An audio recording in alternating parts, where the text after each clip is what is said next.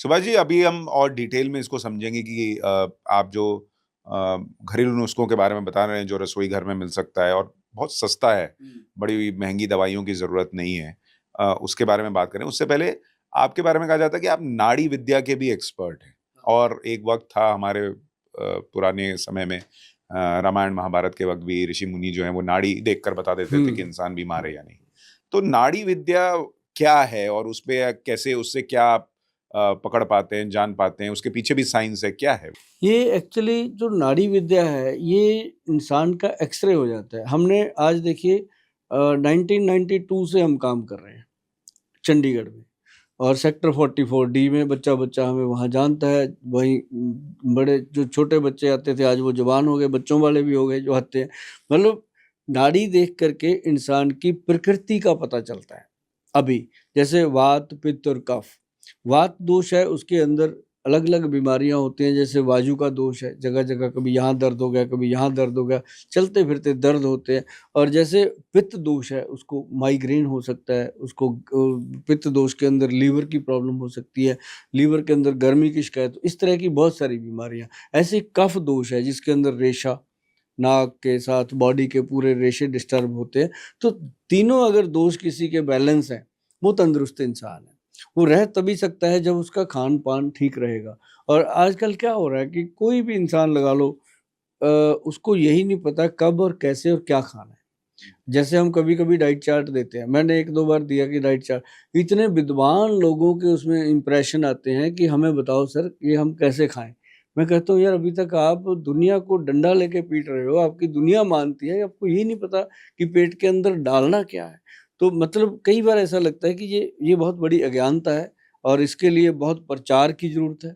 और मैं चाहता हूँ कि इसके लिए स्कूलों में, कॉलेज में एक विषय होना चाहिए कि नेचुरोपैथी लोगों को सिखाई जाए कि भई क्या खाना है, क्या नहीं खाना है। क्या लोग खुद से भी घर में बैठे-बैठे किस तरह का दोष है या नाड़ी विद्या सीख सकते हैं या समझ सकते हैं कि खुद के हाँ, अंदर क्या प्रॉब्लम है? सीख सकते हैं, हम लोग क्लासें देते हैं उनको, बहुत अच्छी-अच्छी हमारे स्टूडेंट हैं बहुत, मैं नेचुरोपैथी और योगा का साथ-साथ कॉलेज चला रहा हूँ और बहुत अच्छे तरीके से बच्चे आते हैं, स्टूडेंट हैं और वो सीखते हैं। आम लोगों को पता चल रहा है आजकल बात पे, तो मुझे कई जो हमारे उधर के लोग हमारे पास आते हैं, मुझे कहते हैं, "गोयल साहब आज मुझे लगता है मेरा पित्त बढ़ा हुआ है।" मतलब खुद बताते हैं।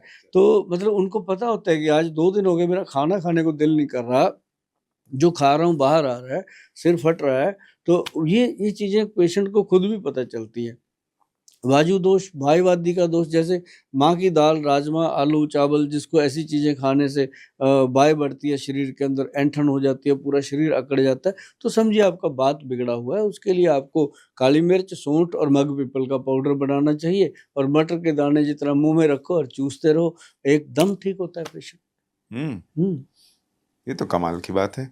सर ये भी बताइए कि जब हम ये चर्चाएँ कर रहे हैं, बहुत सारे लोगों के मन में ये भी प्रश्न होगा कि जल्दी से ये पता चले कि किचन में क्या-क्या है? अगर मैं आपको 2-3 मिनट दूँ और आप फटाफट कुछ शुरुआती बुनियादी चीज़ें जो रसोई में हैं और बहुत काम की हैं, बीमारियों में काम आ सकती हैं, उनकी एक लिस्ट गिना दें फिर हम डिटेल में जाएँ तो? देखिए, अपने रसोई घर में एक तो सबसे ज़रूरी है मोरिंगा का पाउडर रखें।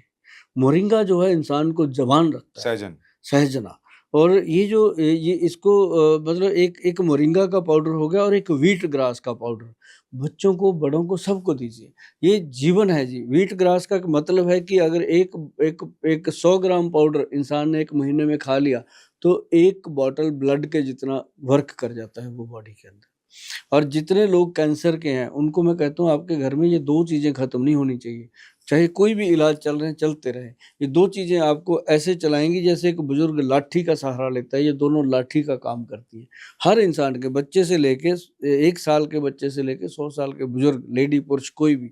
तो एक तो ये 2 चीज़ें मैं हमेशा कहता हूँ। एक त्रिफला पाउडर कभी भी अपने रसोई घर से खत्म ना होने दें। रात को 5 बजे के बाद पुरुषों के लिए 1 चम्मच डेली त्रिफला पाउडर। अगर महिलाओं ने खाना है तो रात को 1 गिलास पानी में 1 चम्मच डाल के भिगो के रख दो, सुबह खाली पेट पियो। आपको लगेगा कि जो बैक पेन होता रहता था, जो बॉडी में दर्द होते रहते थे, वो गायब हो गए, क्योंकि त्रिफला जो है ना, सुशांत जी अभी बात हुई थी, वात, पित्त और कफ की, हरड़, बेहड़ा और आंवला, ये तीनों चीज़ें वात, पित्त, कफ तीनों को कंट्रोल कर लेती हैं। और ये अगर आदमी लेता रहे तो कभी भी उसको बुढ़ापे के लक्षण आएँगे ही नहीं। 1992 में मैंने शुरू किया था जी, आज देखो कितने साल हो गए, कोई ऐसा दिन नहीं जब मैं नहीं लेता इसको। हुँ। मतलब ये ऐसी चीज़ है और इसने आज तक जो मेरे बाल हैं असली हैं, दाँत हैं असली हैं, स्किन है सब ठीक है। कोई बीमारी किसी भी लैब में जाते हैं ओके कर देते हैं, ठीक है जी। मतलब ये ऐसी चीज़ है। तो ऐसे करके रसोई के अंदर ये हो गया। बाकी अपने मसालों के अंदर कोशिश कीजिए कि गरम मसाला कम इस्तेमाल कीजिए। चीनी रसोई घर से बाहर निकाल के उसकी जगह पे आप देसी खांड जिसको बूरा बोलते हैं, बूरा खंड, वो बिल्कुल कैलोरी लेस होती है और उसका फ़ायदा होता है। गुड़ ला के रखिए, शक्कर ला के रखिए। देसी घी कभी ख़त्म ना होने दीजिए। कोई कोलेस्ट्रॉल नहीं बढ़ता, कुछ नहीं होता, देसी घी खाएँ। और साथ में आप अपनी रसोई घर के अंदर अगर सब्जियाँ बनाने के लिए कोई चीज़ यूज़ करते हो, देसी घी के बिना तो सरसों का तेल इस्तेमाल कीजिए। जो लोग रिफाइंड यूज़ करते हैं ना जी, उनके शरीर भी रिफाइंड जैसे हो जाते हैं और उनको बीमारियाँ तो लगती हैं, साथ-साथ उनकी हार्ट, ब्रेन, लिवर, किडनी सारी चीज़ें वीक होनी शुरू हो जाती हैं। क्योंकि ताकत जो है ना जी, वो कुदरत की दी हुई चीज़ में है। सरसों कुदरत ने दे रखी है, बादाम कुदरत ने दे रखे हैं और अगर आपके पास बहुत ज़्यादा पैसा है, भई आप बादाम का तेल खा लो, आप उसको जैतून का तेल खा लो, तो मतलब वो वाली चीज़ें खाओ जो शरीर का पोषण करती हैं। और जैसे नाखून है इनके अंदर जैसे-ऐसे करके बड़े आराम से आप सुबह-सुबह सरसों का तेल लगाओ, पैरों के और हाथों के नाखून को, आपको लगेगा कि ज़िंदगी में कोई नई ताज़गी आई है। छोटी-छोटी चीज़ें हैं सुशांत जी और लोग अगर करेंगे तो मुझे लगता नहीं कि कभी बीमार पड़ेंगे।